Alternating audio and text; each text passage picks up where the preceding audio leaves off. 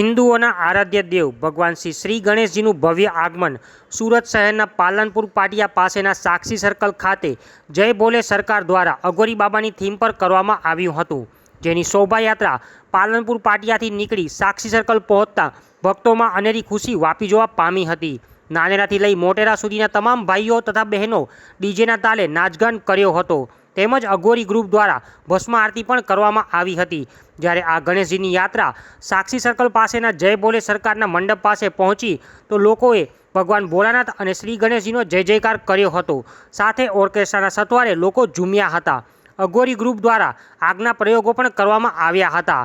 આ જોઈ લોકો અચંબામાં પડી ગયા હતા। ત્યારે ભોલે સરકાર ગ્રુપના લોકો શું કહી રહ્યા છે તે જ જાણીએ। My TV news channel chief reporter Kishor Thakor, Surat. જય બોલે સરકારનું આજે જોરદાર આગમન થયું છે અને અઘોરી થીમ રાખવામાં આવી છે, શું કહેવા માંગો છો? અમે ખૂબ મજા આવી। આજે અમને આશા નહીં હતી કે આટલી પબ્લિક થશે, પણ અમારી આજથી પણ ખૂબ વધારે પબ્લિક થઈ એ વાતનો અમને ખૂબ આનંદ છે। આજે અમને ખૂબ મજા આવી। વરસાદે પણ અમારો સાથ આપ્યો કે વરસાદ નહીં પડ્યો અને અમને ત્યારે કામવાળો પ્રોગ્રામ પતી ગયો પછી વરસાદ પડ્યો। કેટલા વર્ષથી પરંપરા ચાલે છે અને બીજી શું એક્ટિવિટી રાખો છો ગણપતિમાં?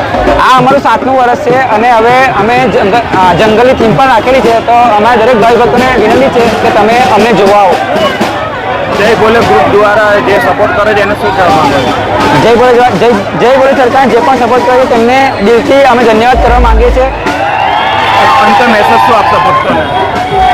આપ સૌનો ખૂબ ખૂબ આભાર કે તમે અમારા આગમનમાં આવ્યા અને અમારા આગમનને વધુ આનંદમય બનાવ્યું।